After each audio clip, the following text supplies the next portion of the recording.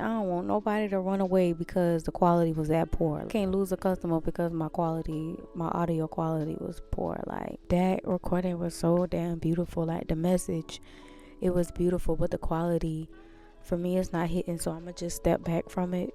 And see if I can salvage it in the best way I can, or come up with something creative. But it's really looking like a little L, because I was looking at the audio. I didn't think nothing of it. I'm like, wow, my audio was like oddly even. But it's just like, let me get back to me.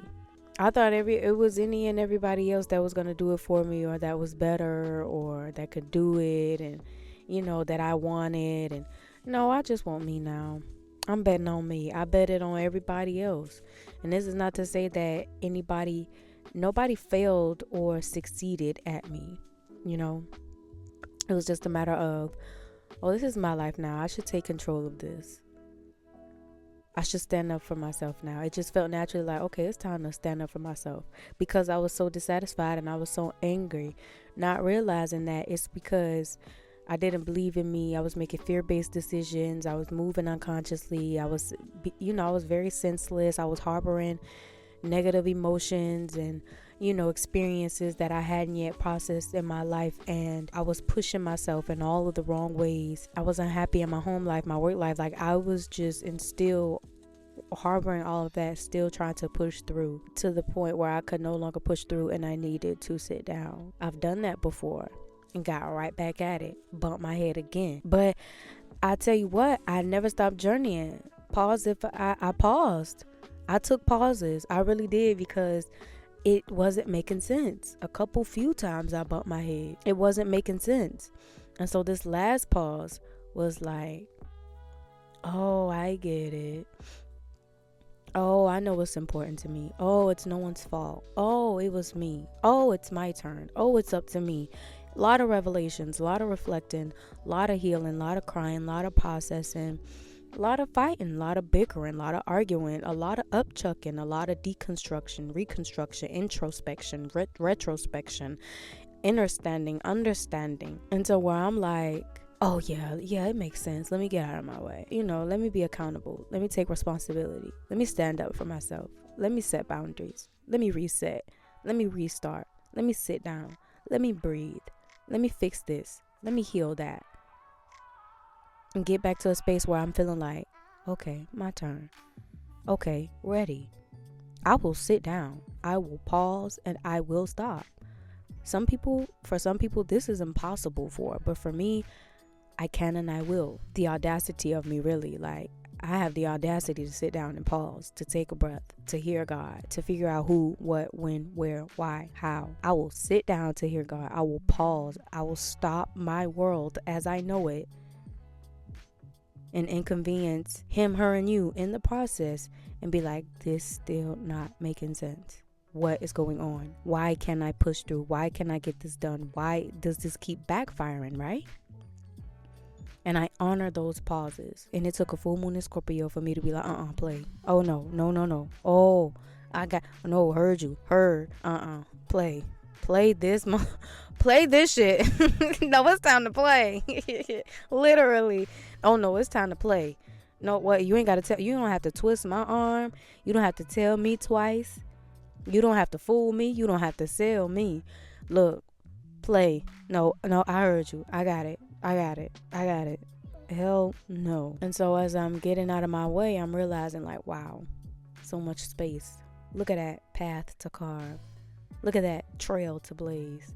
When you get out of your way, wow, so much space. It's so much clearer. And when you get here, be here, because you are gonna let people down. The audacity, right? Of you to pull out of the plan, the audacity for you to change your mind, the audacity of you to initiate the plan, get everybody hyped, get everybody sold, on board, advocate it, initiate it, jump through hoops for it, and then go, oh no, this isn't gonna work. You know what? On second thought, I changed my mind. You know what? Don't worry about it. Just go ahead and do you. The audacity. Folks gonna have some colorful words, and they gonna have some very thoughtful thoughts. Yet you still gotta do what's best for you. They may go, what about us? And you go, what about you? You have to go, what about you? Because you can't pour from an empty cup. What about you? Get you, because I got to get me. It doesn't even matter if you agree with what I'm doing, because I can't ignore my heart anymore. It doesn't matter if you agree with me or if it's always been done this way. It just doesn't resonate with my heart.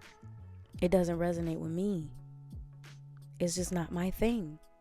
I just don't want that. I want what I want, meaning I want my cup to overflow. You want me to want what you want. And that's draining my cup. That's like filling my cup with a hole in it, because I'm not satisfied. That doesn't satiate my cravings. That doesn't keep me up at night and wake me up in the morning. You know, it sucks and it hurts, really, like I said, to see the looks on their faces. You're changing up. You're changing the plan. You're being problematic. You're causing an inconvenience. You're disruptive. The audacity. How dare you, right? But this isn't about how you feel. This isn't about you. It's about me. As selfish as that sounds. This is about me. And I have to get out of my way. Meaning I have to pull my power back. I have to pull me out of your life. Ooh. I have to pull me out of your presence. I have to pull me out of your story. I have to pull me out of your timeline. I gotta pull me out of your mouth, out of sight, out of your mind. Translation, I have to take my power back. And the audacity of you. How dare you? How are you gonna advocate for it and then pull back? I know, right? Good thing this shit not linear. Good thing that when I make a mistake, I can course correct. When I veer off into a path that I'm seeing isn't serving me, I take with me the dust of that trail and I get out of there. Because nothing about this is linear. But for some of us, we have people dependent upon us. So it's not that easy. But it's not that, like I stated in the beginning, it's not going to be easy and it's not going to be quick, because this is all about the building of character and resilience. This is all about being efficient, effective, and accurate rather than quick, convenient, and tolerable. You're going to have to do a life without that bad habit, that friend, that family, that job, that career, that practice, that environment, that hometown.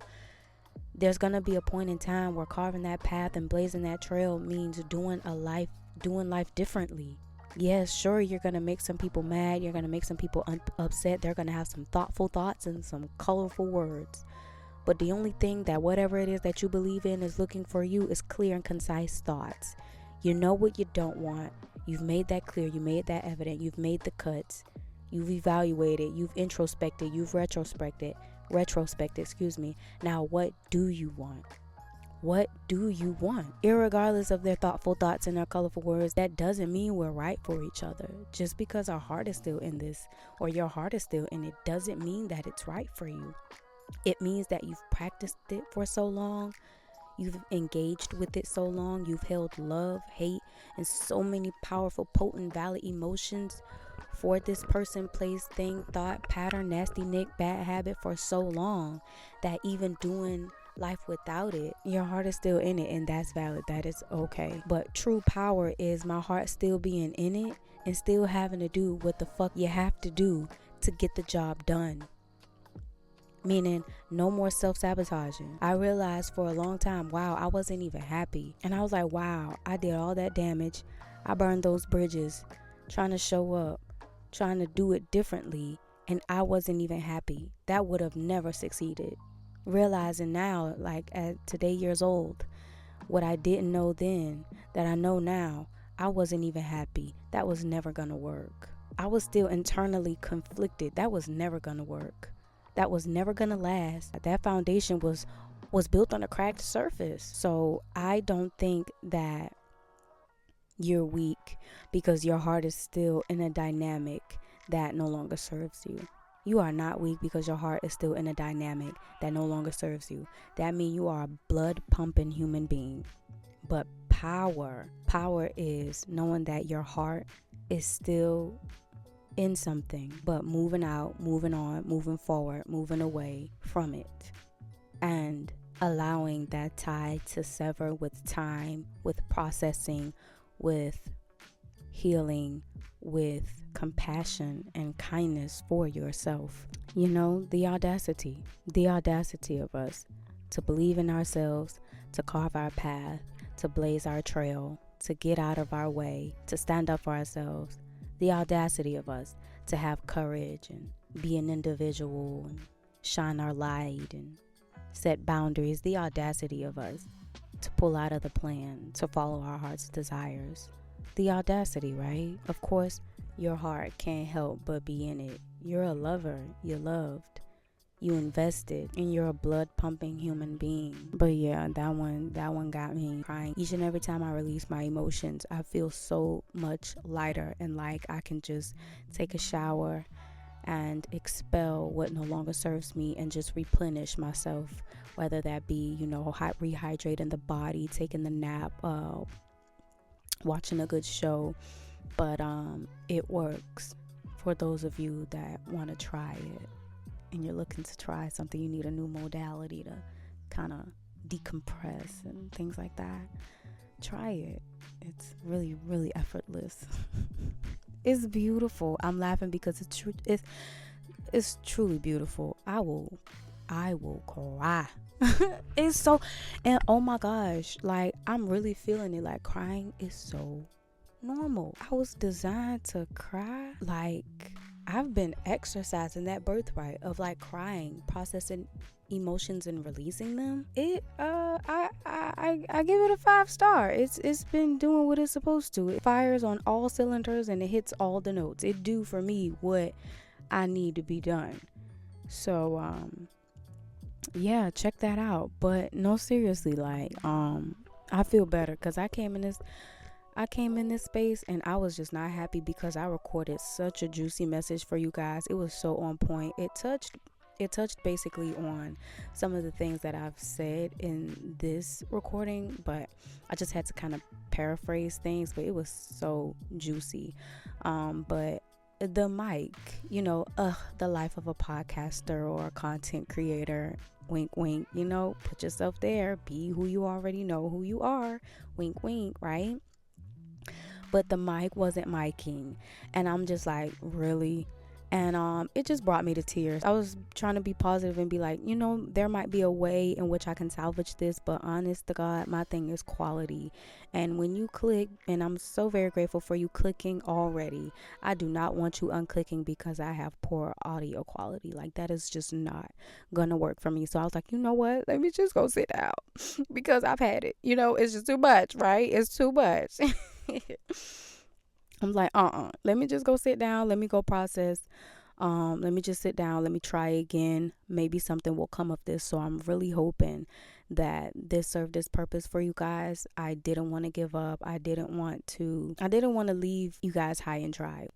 As I journey, as I day to day in just life, I pick up on things, and I find that if you just sit back and allow yourself time, things will come through. Everything that needs to come through, come up, come out, it will. Just give it a space. Give it a safe space. We talk about this here, guys. Like, give it a safe space and allow what wants to come up and come out to come up and come out, because it's really just unprocessed emotions and experiences, traumas and trials, tribulations that are just ready to dissolve and decalcify from your being. So it's like your internal body or your emotional body really doing you a favor, saying, hey, this no longer serves you. I'm ready to clear this out. And if you can exercise a birthright as effortless as crying or emotionally releasing, journaling, and then burning the paper or burning intentions, or however you go about cleansing it from your system, the body is saying, hey, get me out of here. Get this out of here. This no longer serves you. Honor that and trust that and create a space for it, because ultimately it's extracting the best version of you. I believe that whatever it is that you believe in is extracting the best version of you, And once you release all that and get all that out, imagine all of those beautiful intentions and manifestations, dreams, and goals that can actually begin to flow in because your energetic body is clear, your spiritual body is clear. Like there's an opening for those things to come in, but understand that things have to leave physically, emotionally, financially, internally, externally is just glitching. But yes, I've held you. Thank you so very much for sharing in this space with me. I am wishing you guys, like, from the absolute bottom of my heart, all the love and support in life and in your journey on your path. Like, I am so very proud of this collective. There's a fierceness in our belly. We're ready. We've been ready. We've done the work. And good things want to come in. So do not hesitate for a second to let what no longer serves you out, because better wants to come in. It doesn't make you any less human or any less of a person or weak, because your heart is still in it, or you find your heart still throbbing for a certain dynamic, even if it no longer serves you, even if it isn't conducive to your growth. But yes, dang, I've held you again. Would I back up? Like, let me give you your space. But yes, thank you so very much for sharing in this space, and I will talk to you soon. Bye, guys.